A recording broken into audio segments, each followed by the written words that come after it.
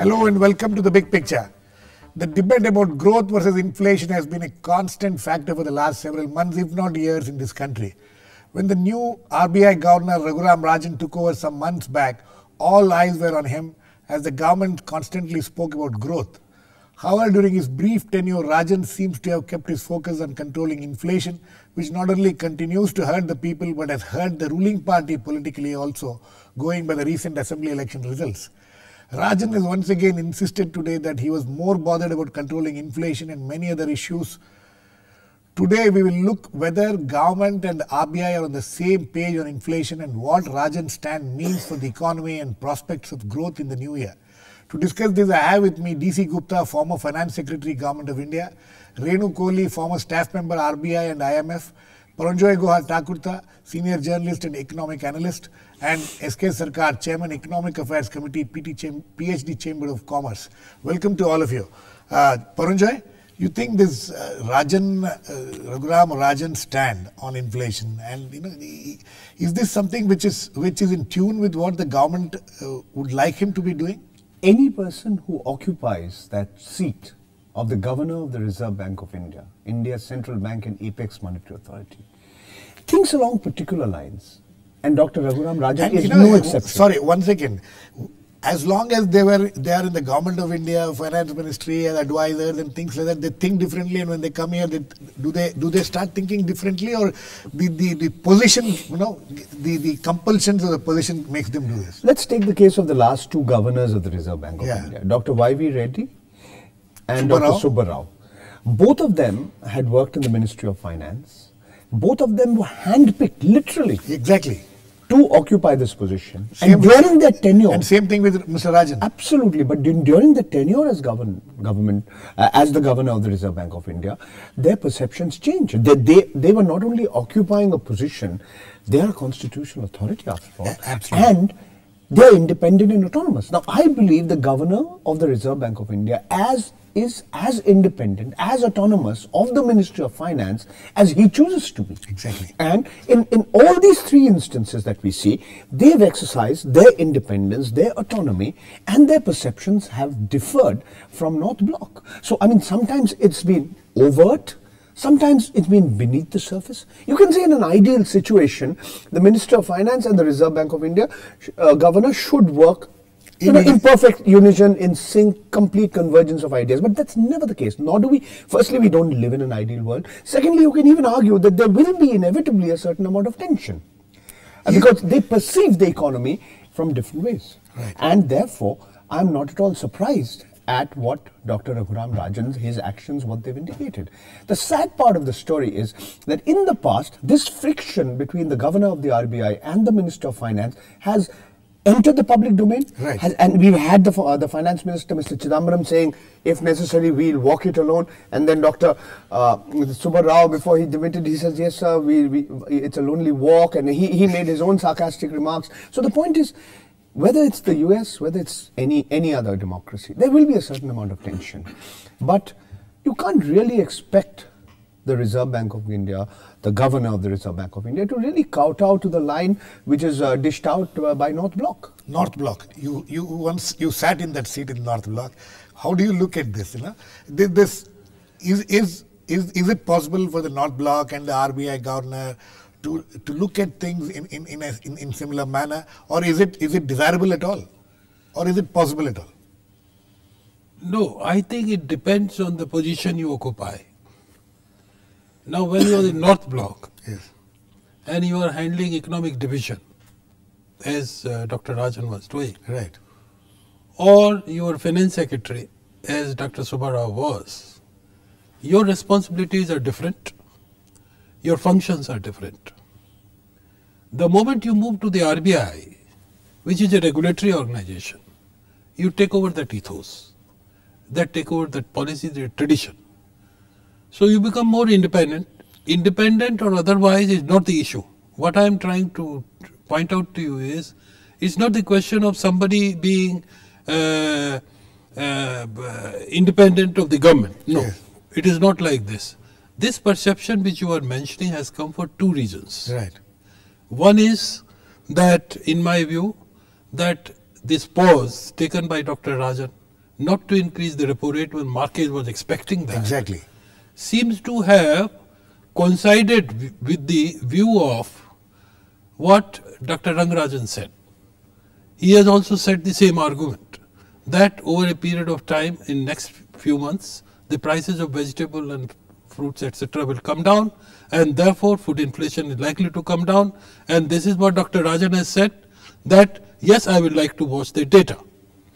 Second thing, which we should understand it, even at that time this was being felt, monetary policy is one of the tools for controlling inflation, but it has its impact on the growth. Right.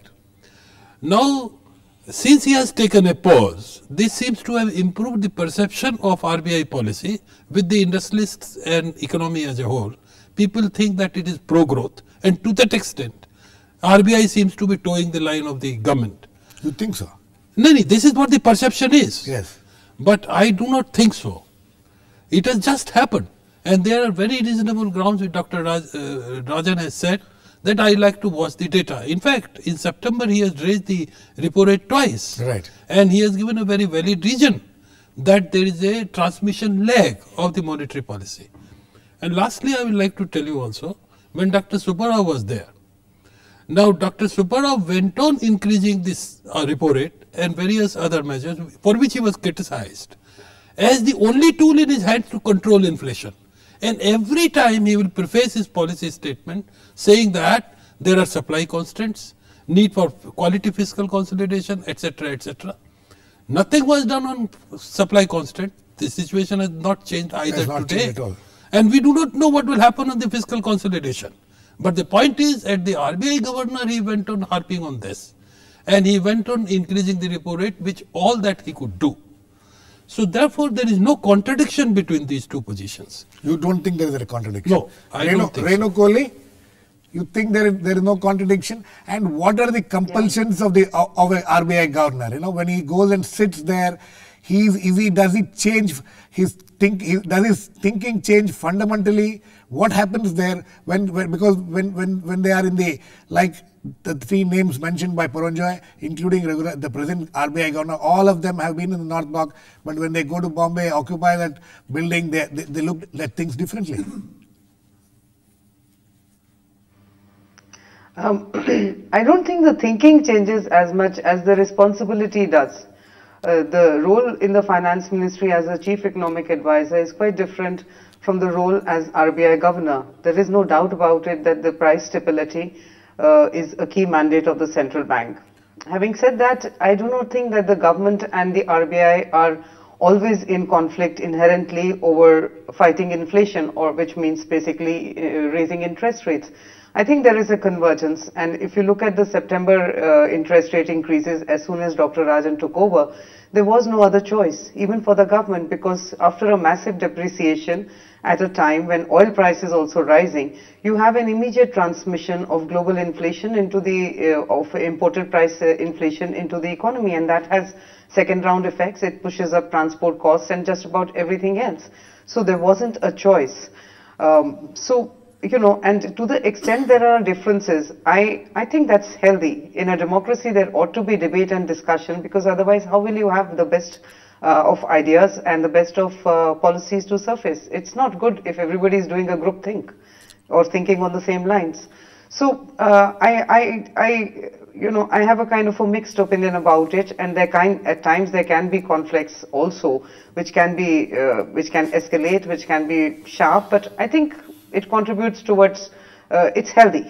At this point of time, you think it's healthy? Well, I do not think that there is any conflict right now. The governor did keep interest rates on hold last week, and for very sound reasons. In particular, I would look at this time as a time of great coordination between the government and the RBI, simply because if you look at the overall configuration of macroeconomic policies, which is basically fiscal policy and monetary policy, then you have a situation wherein fiscal contraction is very, very sharp and severe. That itself has the impact upon demand. And we can see from last quarter's growth numbers, there was a very sharp deceleration in the services sector. So it's not a good situation that you have, on one side you have fiscal contraction and then you have monetary tightening as well. You're just driving growth down below trough where it already is. Okay. So it is a very good situation wherein fiscal consolidation is continuing and monetary policy is on hold for the time being. Okay. So I think it's a remarkable case of, it's a good case of macroeconomic coordination between the two. Paranjoy? I agree to what has been said by both Renu and Mr. Gupta. I want to make sorry, Paranjoy, before you, let me get Mr. Sarkar. Mr. Sarkar, the RBI governor's decisions to hike the repo rate and now what he's talking about and not keeping it, you think that the industry is happy with what he is doing, or the industry can't do anything about it? Well, as a man from the corporate world, I remain as confused as ever. You see, the point here is that when one of the panelists just talked about currency depreciation. Now the question which I want to ask RBI is that the contingency reserves actually went up by 13% in FY13. Never has there been such a huge increase, even when you had that crisis of 2008. Am I right in my thinking that RBI had some kind of a thought that there could be a currency devaluation taking place very soon? So if that was happening, why was it not translated into action? These are questions which always remain. And why is it that growth remains, why is growth not a priority with this country? We are a developing economy. And fear grips me when Governor Rajan says that he's going to break up demand because he does not have any control over supply side constraints. These issues need to be addressed. And if you look at the whole economy as a whole today, you have the commercial transport sector which is operating at 60%, 6 million trucks operating at 60%. You have your loan growth, which is growing at just 14.2%. You have a fiscal deficit, which has to be contained at 4.8% at the cost of bringing down your budgeted non-plan expenditure by 10%. You have the illicit outflows going out of this country. The estimated figure today is $344 billion. Then you have demand deposits, which are not growing at all. It is about 2.38% growth. If you collate all these things, I can go on and on. If you look at the NPAs, the NPAs are going to be at least 4.4%, and this does not include the stressed assets. If you include that, then you have something going up to, it could even reach double-digit figures. When you have such an economy where everything is not going right, obviously you have to take some decisions. Governor Rajan again says that he has paused. He's not, he will not take a call on numbers at every stage. But you see, when you talk about the transmission of a monetary policy, he's done two hikes, two interest hikes. Right. His predecessor did an innumerable number of them, yes. 11 of them. Where have they had any effect on inflation? Not at all. Yeah. Okay. Paranjoy, he has a very interesting point. No, Mr. Sarkar is speaking from the perspective. He's speaking from the perspective of the corporate industry. Sector. He says that, you talk about controlling inflation, you keep hiking interest rates, but what is the effect? Okay. There are 2 or 3 points that need to be stressed. The Indian economy at present, you would say, is currently in a state of stagflation. Rates of growth have slowed down. It's not stagnation, but you were for 4 years growing at almost 9%, the period between 2004 and 2008. Now you're growing at below 5%, 4.5% to 5%. Okay, that's the change. Inflation, consumer prices, never before in the history of India have they grown consistently by double digit for 6 years in a row, right? And mind you, this has been led by food inflation. If you ask me, it's politically and economically disastrous. Politically disastrous already? Today Sonia Gandhi is admitting Yeah. it. Today Mr. Chidambaram is admitting it. Mr. Manmohan Singh is admitting it. What has inflation done? Inflation hits the poor far more than the rich. You don't need to be ideologically oriented. It's a strict statement of fact. Because the poor spend half or more of their total income on food. You already have a highly unequal economy. What food inflation does is widen that inequality even more, leading to more social tensions. Look at the anger, the frustration, the outrage of people on the streets. Lastly, I think this government, in my opinion, this talk of growth, and now inclusive growth has cut no ice because it has not translated into job creating growth, and it has not resulted in prices coming down and food prices being controlled. Last point that I want to make, and this is this whole issue of growth versus inflation. In an ideal situation, you can say you want growth and low inflation, but we don't live in an ideal world.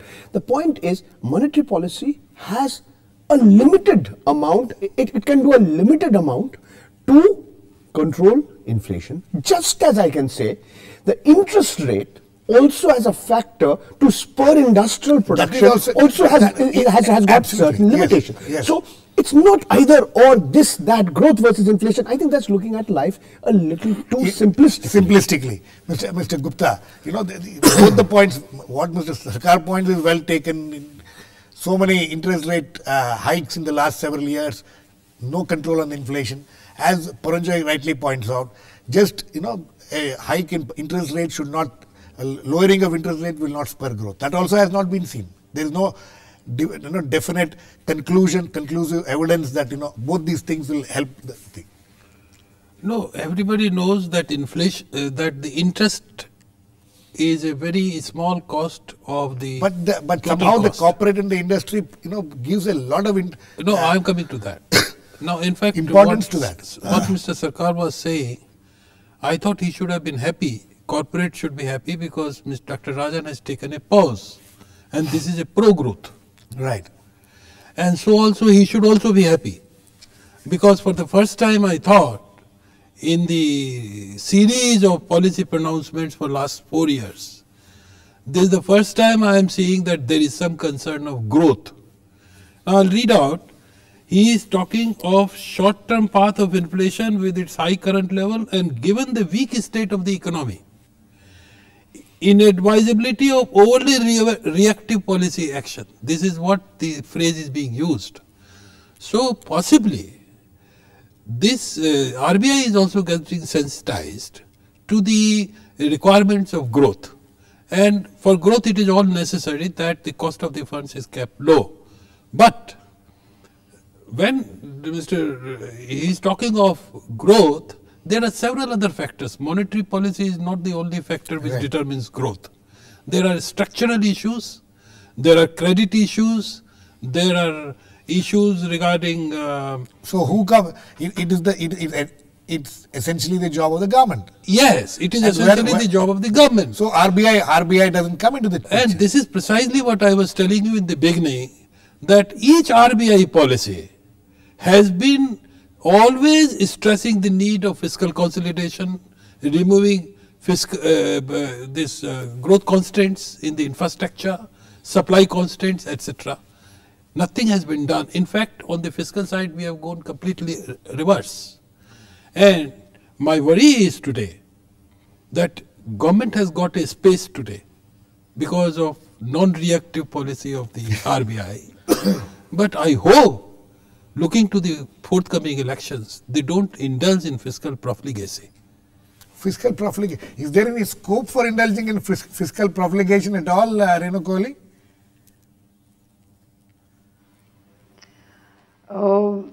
There is no choice. Let me put it this way. There is no choice because, of the three imbalances that characterized the Indian economy about 6 months ago, and there was enormous amount of macroeconomic instability which reflected in the rupee's fall.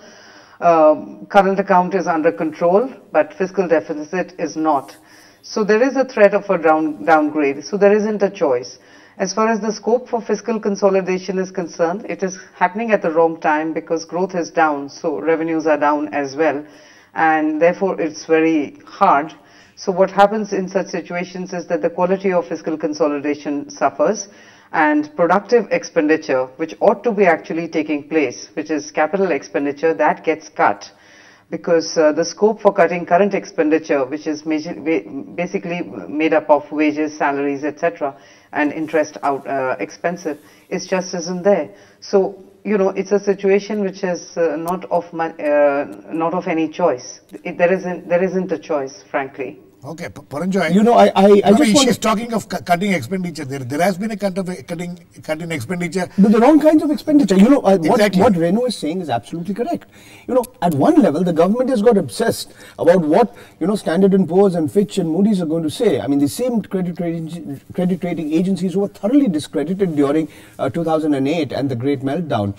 Yet, today, because you're so dependent, your stock markets are so dependent on inflows and outflows by foreign institutional investors, because your domestic investors have run away from the market. Absolutely. Point two. You've not been able to retain them in the country. Point two, you know, this Mr. Chidambaram says, I'm going to draw a red line, I'm going to ensure that fiscal deficit is a proportion of GDP, it does not exceed. And what are the cut? And how are you going to do it? You're going to postpone fertilizer subsidies, you're going to postpone oil subsidies, and as Renu rightly pointed out, you're going to cut the wrong kinds of expenditure. You're going to cut capital expenditures, you're going to cut plan expenditures, which are in fact going to further, you know, impair the health of the economy, because everybody and his brother knows that this country needs investments. We are seeing a gradual slowing down of the rates of investment, of savings rates. Yes, we are still saving about a quarter of our GDP, but these are huge problems. And I don't see any easy solutions. And after the elections, whichever government comes to power is going to be, you know, going to inherit one huge economic mess. Mr. Gupta? You see, the I'll come to you, Mr. Gupta. quality of fiscal correction, Yes. how the government will achieve, is a big question. No, but looking up to Raghuram Rajan for help is not going to help. No. Mr. Dr. Rajan is not talking of that help at all. In fact, the government is looking up to Dr. Rajan for bringing down prices and things like that. There is a difference. I understand him like this. Yes. My understanding of the present RBI policy is that this is a pause which has been taken, which can be constituted pro-growth. That is all. It makes a perceptional difference for the corporate world, for the stock markets, for the foreign institutional investors. You have seen the result already in last 3-4 days. Yes. But RBI governor has also said, this governor has said again somewhere, not in the policy statement, that quality of fiscal consolidation he is not satisfied. Right. Because ultimately what Renu was saying and what Paranjoy is So saying. he is essentially pointing a finger at the North Bloc, saying that Of you course, have not done your of work, course, but don't expect me to do your work. There is a reason for that. I like to point out, let us put all the facts properly. Let us not just criticize for the sake of criticism. Right. You see, 80% of the total non-plan expenditure of the government is inflexible. Right. It is committed. Interest rates, Interest, wages. pension, subsidy, etc. is committed. Rest 20% you have to play with, Right. which constitutes your plan expenditure. Right. Plan expenditure the easiest to cut. Now in the non-plan expenditure, if you want to curtail it, it requires substantial structural transformation of the government and policies. I am happy, at least to note, being an old man from the North Bloc, for the first time I have seen this government mustering courage to deregulate the oil prices. Right. Which is a very big thing. Right. So also fertilizers. Right. But we'll have to really put it on some kind of a check on social welfare programs which are not yielding the result they should be. And that is where the problem lies. And Girish, one more thing I'd like to tell you. All these things get complicated Right. when we are not doing well. If you have got food for 4 and if 8 persons join, you will start haggling. Right. Because growth is not there, all this problem is coming. Absolutely. So, but you know, Yeah, Mr. Sarkar. My point is that you are stagnating growth. You are actually, through your policy decisions, you are actually stagnating growth. You're talking about... No, but what about this pause which Rajan is talking about? Sir, I am not This happy. pause is not enough. No, it's not enough. I'm not happy about it. The reason is that have the deposit rates come down? They haven't. But you need time to see Sir, that. if the deposit rates have not come down, then you have to compute the loan figure on an NIM basis, net interest margin. So where am I gaining in this? And why is it that the interest rates are not being brought down? If you're recognizing growth as a priority factor, then why aren't you bringing down? As far as Mr. Guha Thakurta says, and which I agree with, is that the CAD was contained for FY13 at the figure at what cost, sir? The point, and it got reflected in the see, the growth was affected. CAD is under control now. CAD is under control, but it doesn't help because it is affecting growth. That's what I'm coming to. In the first quarter of FY14, your GDP growth was 4.4%. It was a direct result of those compressed expenditure in FY13. These are factors which need to be taken into account. And why is it that the RBI, and this is something which I would like to ask RBI, is that why is it that it keeps things close to its chest? Why is RBI not asked to appear before the Parliament and disclose that these are their thinkings? That is very something quickly, sir. We're running out of time. I have to get Renu in. I would like to tell one thing, that we are not taking into that, consideration certain can I qualify that? 1 second, Renu, I'm coming to you very quickly. Yes. Certain action which has been taken by way of swap window for attracting foreign exchange. It has released 2,10,000 crores in the economy. Right. Even at a cost. Yes. The problem today is, it is not the liquidity, it is not the interest, it is the readiness of the projects taking off. There are a number of other problems. Okay, sir. Yes, Renu, very quickly, last words to you. We are completely running out of time. On accountability of the RBI to the Parliament. Right. Let me just qualify that the RBI is accountable to the Parliament through the Finance Ministry. Right. That is where the problem. That is where the problem. No, I'm talking about a direct appearance, like you have the Federal Reserve doing it. Okay. Yes, Paranjoy, quickly. It doesn't make any difference because you're accountable to a political direct elected representative. Okay, Renu. I mean, the very Last reasons words, very why quickly. Mr. Gupta is praising the government, its so-called guts to deregulate oil prices is going to prove to be politically disastrous at the fang end of the term. By increasing diesel prices, they have fueled inflation. Anyway, further, Political courage. so I'm sorry Mr. to Gupta say is that not it's just worried a about wrong time I'm of sure. the term to show political courage. Mr. When Gupta, Mr. you know, Gupta is I'm not sorry. worried about political impact of this decision, but what he says is it's a good decision. Okay, on that note, we need to end the debate. Inflation versus growth will continue. I'm sure in the coming months also, Raghuram Rajan will give us enough reasons for us to come back and discuss this issue. Thanks to all my guests, Renu Kohli, Paranjoy Thakurta, DC Gupta and Sumit Sarkar. Please keep watching. We'll come back with another issue, Big Picture, same time tomorrow.